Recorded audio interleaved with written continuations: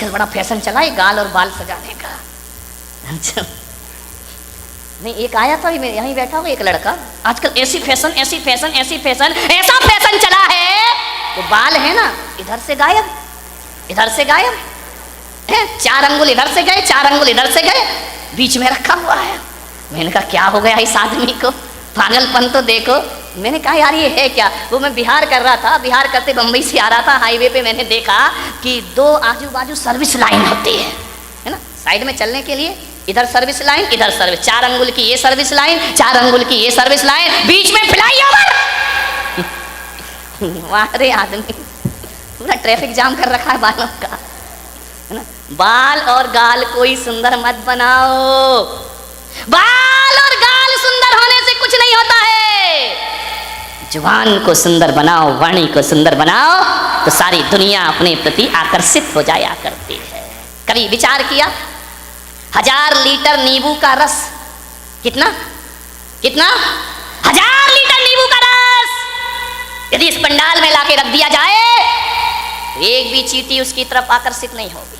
1000 litre नींबू का रस, एक भी चींटी उसके पास नहीं आएगी, और एक बूंद चाशनी गिरा दी जाए, हजारों चींटियां उसकी तरफ आकर्षित हो जाया करती हैं, हजारों चींटियां उसकी तरफ आ जाती हैं। अपनी वाणी को नींबू जैसा खट्टा मत बनाओ, अपनी वाणी को चाशनी जैसा मीठा बनाने का प्रयास करिए। हजारों लोग आकर्षित हो जाएंगे मीठी वाणी से, हजारों लोग तुम्हारी तरफ आएंगे। वाणी में मिठास होना। खट्टा नींबू क्या दशा होती मालूम नींबू की, बेचारा बाजार से आता है, यूं यूं दबाया जाता है, दबाने के बाद उसे चाकू से काट दिया जाता है, 2 टुकड़े कर दिए जाते हैं, फिर निचोड़ा जाता है, और निचोड़ने के बाद सड़कों पर फेंक दिया। खट्टे लोगों की यही स्थिति होगी, ध्यान रखना। निचोड़े जाओगे, सड़कों पर फेंके जाओगे, सैकड़ों लोग तुम्हारे ऊपर लाते रख के निकल जाएंगे। ध्यान, चाशनी बनो, मीठे बनो, वाणी में वीणा की झनकार होना चाहिए। लेकिन आज वीणा की झनकार नहीं, वाणी में बाण बसे हुए हैं। ध्यान रखना, एक महाभारत का युद्ध हुआ इस देश में। एक बात याद रखना, ये महाभारत द्रौपदी के चीरहरण से नहीं हुआ है, ये महाभारत जुए में हार जाने से भी नहीं हुआ है। ध्यान रखिए, ये महाभारत शकुनी के पासे बदलने से भी नहीं हुआ है। ये महाभारत इस देश में यदि हुआ है तो ध्यान रखना, दुर्योधन के कारण भी नहीं हुआ है। ये महाभारत इस देश में यदि हुआ है तो द्रौपदी के कारण इस देश में महाभारत की रचना हुआ करती है। मान्यवर आप विचार करिए,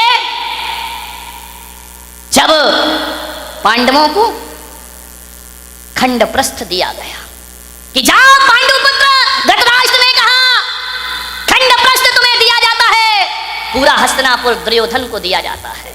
ध्यान रखना, प्रस्ताव रखा,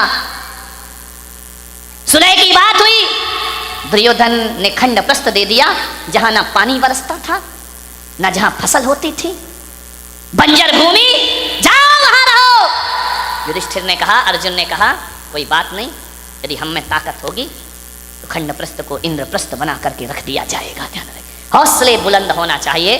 खंड प्रस्थ दे दिया, जहां पर खंडरी खंडर है, बंजर भूमि है, पांचों पांडवों ने पुरुषार्थ किया, मेहनत की, खंड प्रस्थ को इंद्रप्रस्थ में तब्दील कर दिया और इतना सुंदर बनाया। आज कितने भी बड़े आर्किटेक्ट हों वो व्यवस्था नहीं ला सकते हैं।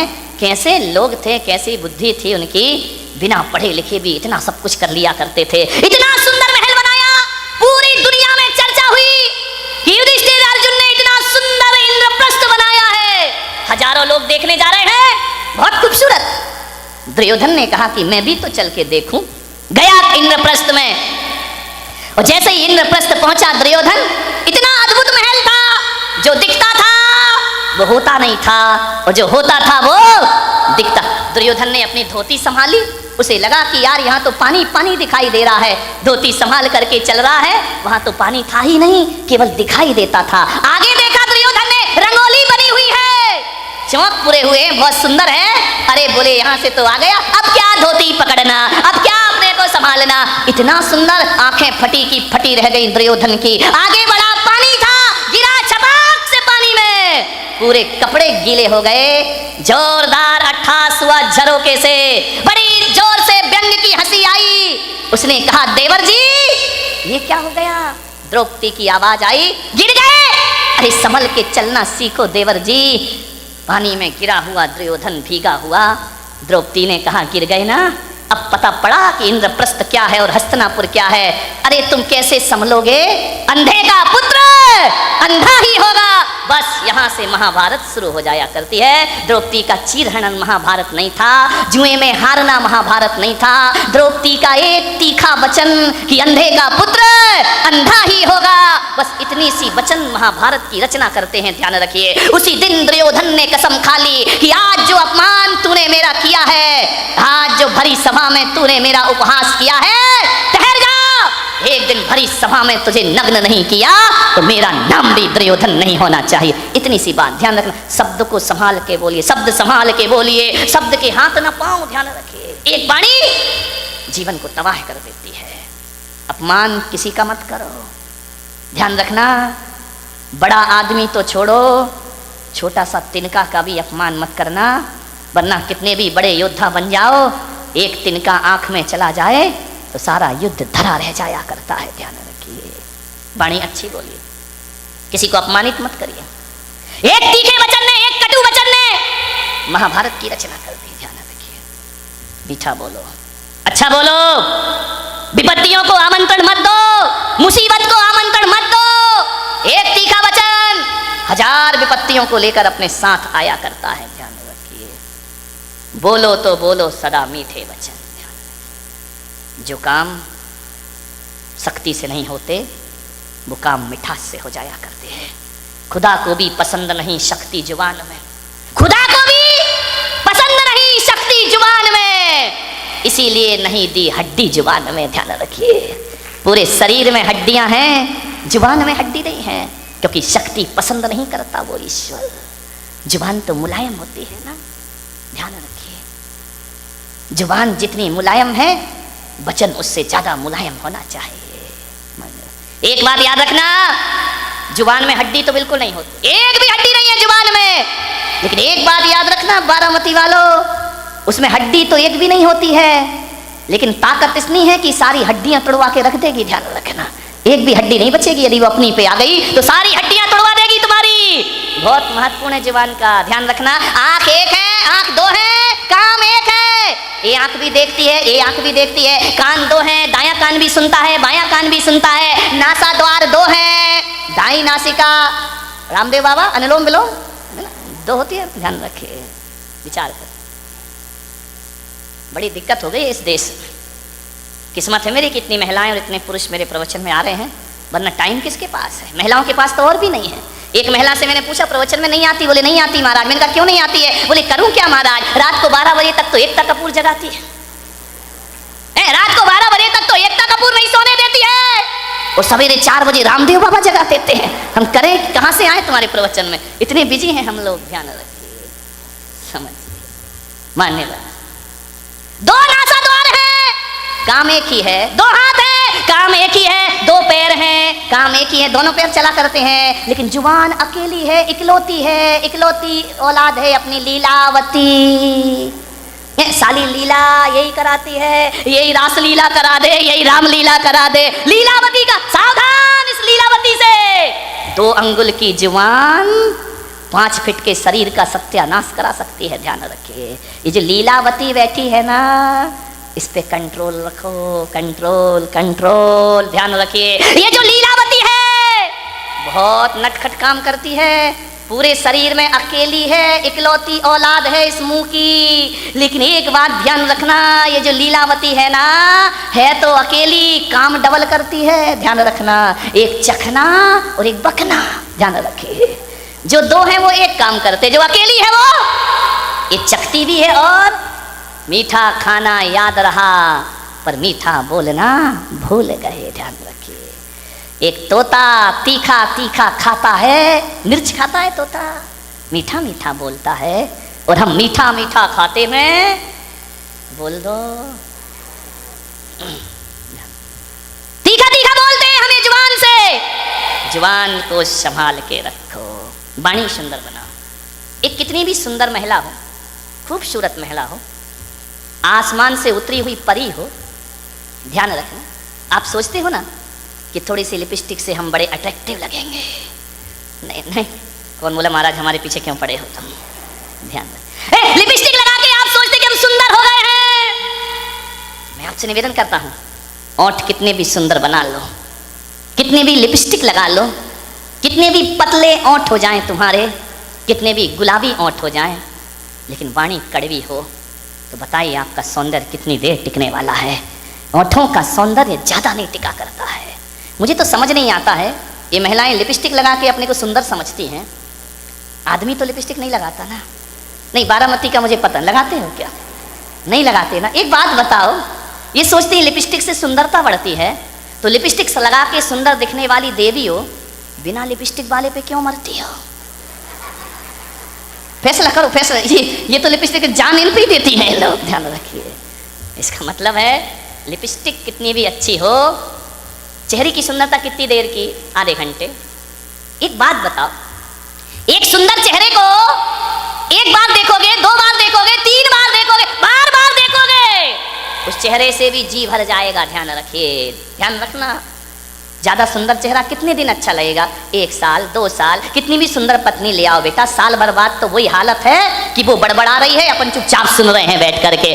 खाना खाएगी तभी बोलेगी। ध्यान रखना, ये आदमियों की जिंदगी इसी में, बेचारे हर थके हुए हारे हुए तो आते हैं दुकान से, वो जैसे ही आया और इनकी रामायण शुरू हो जाया करती है। देवरानी ने ये कहा, जिठानी ने वो कहा, तेरी अम्मा ने ये, परसते भी जा रही है। महिलाओं से निवेदन है, जब पति घर में आए तो उसकी थाली में रोटी परोसो, रोटी। दिन भर की किचकिच मत परोसो उसकी थाली में, वरना थाली फेंक करके इतना परेशान। उसी समय मैंने एक महिला से बोला, खाते समय क्यों बोलती हो? बोले खाते समय तो वो चुपचाप सुनता है, मुंह में रोटी रहती है, सुनते रहता है, अपन बोलते जाओ, देवी बोलते जा रही, बोलते जा रही, बोलते जा रही है, वो बेचारा खाते जा रहा, खाते जा रहा। क्या करे, इधर सुने या इधर सुने, खा रहा। ऐसी हालत है जैसे सड़क के किनारे भुट्टा सिकता है ना, भुट्टे नहीं सेकते रहते, वो एक हाथ से हवा करते जा रहा, भुट्टा सिकते जा रहा, हवा करते जा रहा, भुट्टा सिकते जा रहा, रोटी पटकते जा रही, भुट्टा सिकते जा रहा, सिकते जा रहा, सिक गया भुट्टा, क्या रोटी खाए बेचारा। ध्यान रखो, खाते समय तो कहा है कुत्ते को भी परेशान। ये तो फिर क्या बोली, इतनी तेज है बारामती की महिलाएं, इतनी तेज, इतनी तेज, इतनी तेज कि एक दिन दो पति पत्नी बाजार गए, पति ने पत्नी से कहा, तू कहे फैशन है, तू कहे तो एक कुत्ता खरीद ले। पत्नी ने ऊपर से नीचे तक देखा, बोले क्या जरूरत है? बोले जब से तुम मिले हो। कौन बोला हर तमन्ना पूरी हो गई मेरी? ध्यान रखिए। एक बच्चा रो रहा था, बहुत जोरों से रो रहा था। पत्नी ने कहा देख भी नहीं सकते हो, बच्चा रो रहा है, मैं खाना बना रही हूँ। तो बोले पहले सुन तो ले, काय के लिए रो रहा है? अरे बोले जो भी रो रहा कर दो पूरा। बोले नहीं पहले सुन। बोले क्या? ये रो रहा है कि मुझे गधे पे बैठना है। तो पत्नी ने कहा कंधे पे बिठा के 3 चक्कर नहीं लगा सकते क्या? कुछ लोगों को घर जाके समझ में आएगा, ध्यान रखिए। एक बार यही दुर्घटना घट गई। एक बच्चे ने पूछा अपनी मम्मी से कि मम्मी एल्बम देख रहा था शादी का। बोले पापा घोड़े पे बैठ के आ रहे हैं। बोले हाँ। बोले मम्मी एक बात बताओ, ये शादी में दूल्हा घोड़ी पर बैठ कर ही क्यों आता है, गधे पे बैठ के क्यों नहीं आता है? बोले बेटा एक गधा दूसरे गधे पे नहीं बैठ सकता है। ध्यान रखिए, मीठा बहुत मीठा बोलिए जिंदगी में, मीठी बाणी बोलिए, विचार करना है आपको, वाणी में मिठास भरो। लिपस्टिक से जीवन सुंदर नहीं होता है। लिपस्टिक की सुंदरता 1 दिन, 2 दिन, 3 दिन, साल भर बाद वो चेहरा बेकार लगने लगता है। ध्यान रखना। लेकिन यदि वाणी मीठी हुई ना तो मिलते समय भी अच्छा लगता है, और बिछड़ जाओ तो मीठी वाणी की याद जब जब आती है तब तक सुख की अनुभूतियां प्रारंभ हो जाया करती हैं।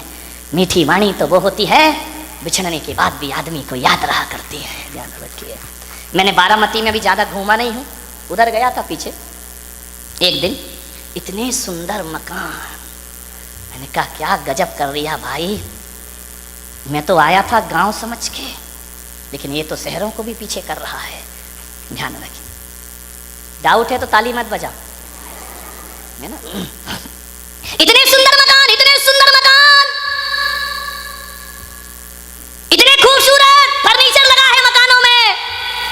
विदेशी टाइल लगे हुए हैं, ध्यान रखना, इतनी सुंदर डिजाइन है, महंगा फर्नीचर, महंगी कार खड़ी है दरवाजे के बाहर, विदेश से पर्दे मंगा के लगाए गए हैं, एक से एक सीनरी लगी हुई है, खूबसूरत संगमरमर लगा हुआ है, इतना सुंदर कि उसमें अपना चेहरा दिखाई दे जाए।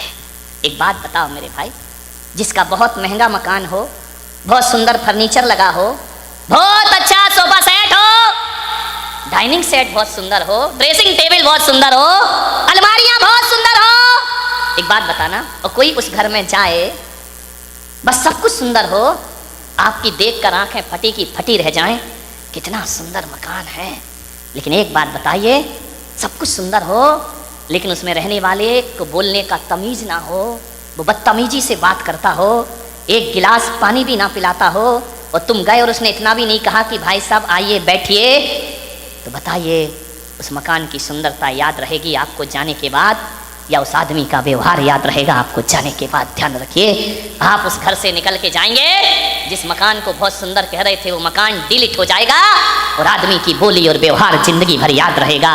और एक बात मैं आपसे कहता हूँ, एक का मकान तो बहुत सुंदर नहीं है, बहुत कीमती मकान नहीं है, साधारण से फ्लैट में रहता है, लेकिन जैसे ही तुम जाते हो बड़े आदर से बोलता है, बड़े अदब से बात करता है, आइए भाई साहब बैठिए, ठंडा लेंगे या गरम लेंगे, आप क्या लेना चाहते, मीठा लेंगे नमकीन, अरे नहीं कुछ, अरे भाई साहब आए हो कुछ तो लेकर जाना पड़ेगा, ऐसा नहीं हो सकता, हमारे यहाँ कब कब पधारते हो, आपको जरूर कुछ लेना होगा, आपको भूख भी नहीं है तो भी उसके व्यवहार और मिठास के कारण आपको खाना पड़ेगा। आप एक बात बताइए मेरे भाई, जब आप घर चले जाओगे वो सुंदर मकान याद करोगे या उसका दुर्व्यवहार याद करोगे, और घर जाओगे ये घटिया मकान याद करोगे या आदमी का व्यवहार याद करोगे? ध्यान रखिए, सुंदर मकानों को याद नहीं किया जाता है, सुंदर वाणी और व्यवहार को